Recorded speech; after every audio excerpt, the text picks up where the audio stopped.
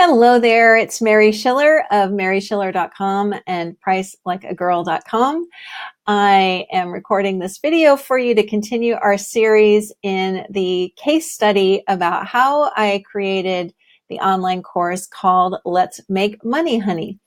And my goal with these videos is to kind of give you a behind the scenes look at what it takes to put an online course together, and ultimately to show you that it can be a lot simpler than you think.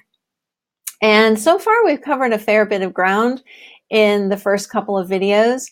And in this one, I want to talk about the delivery of the course and why I made the decision that I did, and give you some ideas of how you can make this simple for yourself. So after I had created the outline for the course, and I knew that I wanted to have 5 videos a week, I had thought about maybe doing a voiceover.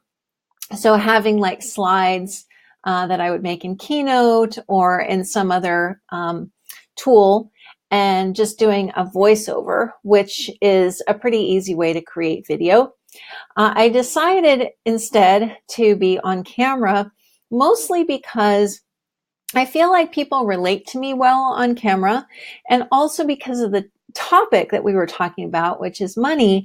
I wanted people to be able to have some humanity and realize that a real person was talking to them, because money can seem sort of scary and out there and impersonal, and I really wanted to bring something more personal into the conversation. So I decided to record myself on video for all of the lessons.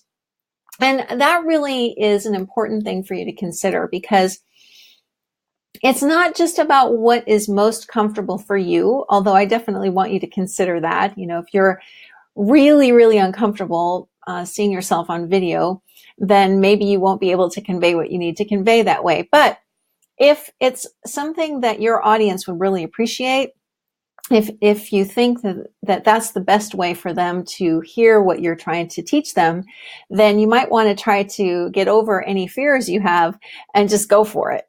But really, it's about looking at the message you're delivering and considering how your audience can best appreciate it, best hear it, best learn from your online course. Just as a little aside, as I'm recording this, I am putting together another online course, and I'm right at that point of deciding how I'm going to deliver it. And as yet, I haven't made a decision, but I'm really considering, what is the best way for my audience to take what I'm giving to them and use it for themselves. So for me, I decided for Let's Make Money, Honey that I would be on camera. I thought about different ways I could film it, but in the end, I decided to use my trusty ScreenFlow application, and the PC version of that is called Camtasia. I have not used Camtasia because I haven't had a PC in a long time, but I understand it's a very good program. ScreenFlow allows you to both record and edit within the same program, which is why I really like it. And I used an external webcam, which is what I'm using to film this right now. Although ScreenFlow records in HD, and for this series, I'm using a free tool called Loom at useloom.com, and it's not as high definition as ScreenFlow, so I don't want you to confuse anything there in terms of quality. But my Logitech external webcam works really well, and I also used an external microphone that I plug into a USB port in my Mac as well.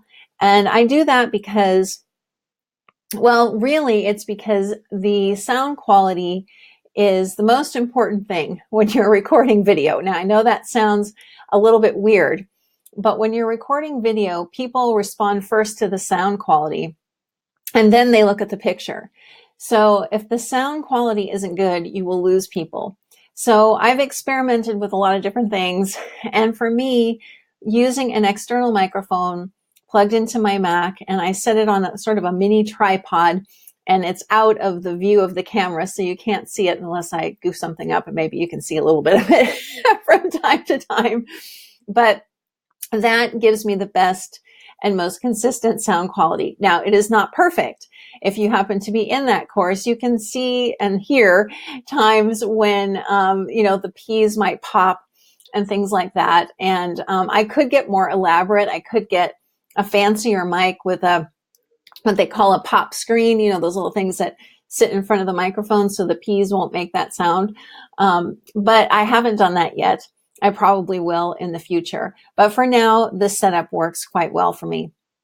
And then in terms of actually filming the videos, since we're currently living in a studio apartment, I don't have a separate space to do this in. So basically, I found times during the day when my husband could go out and run errands, or he could go work at a co-working space or go ride his bike or something, so that I had the apartment to myself. I also had to time it around things like babies crying and construction work that's going on in one of the apartments in the building.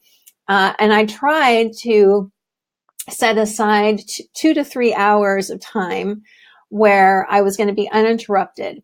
So I could shoot one of the videos, see if I liked what I said, and then if I didn't, I could redo it, and I could do several of them in one go. So I tried as much as possible to do all 5 in one sitting, 1 2 to 3 hour period. Sometimes I was successful, sometimes not. Sometimes I would record something and then I'd watch it the next day and go, oh no, that's not what I meant to say at all. So I'd redo it. But I still tried to generally work that way. And I really feel like it just comes from practice. The more that you are practicing being on camera and talking and just feeling comfortable with the subject matter, it gets pretty easy to do things in such a way that you don't have to edit them extensively for them to sound good. So after I recorded them in ScreenFlow, they appear there right in an editor. I can go back and edit out any little blips. If I, made a goof and I just kind of paused and then started again, I could just cut those out really easily. And then I wanted the videos to look a little spiffy. So I have a subscription to Animoto.com. And so I put the videos in there and added some fancy looking little titles and some little bells and whistles that just made things look a little more pro. And that was really how I created all of the videos for the program. It's not as complicated as you might think. I am so grateful to all of these incredible software developers who've made things so much simpler for us in terms of creating video. And so if you have any questions about the equipment, I will put all the information along with this video. But if you have any questions about anything, please feel free to ask, because I really want to help you.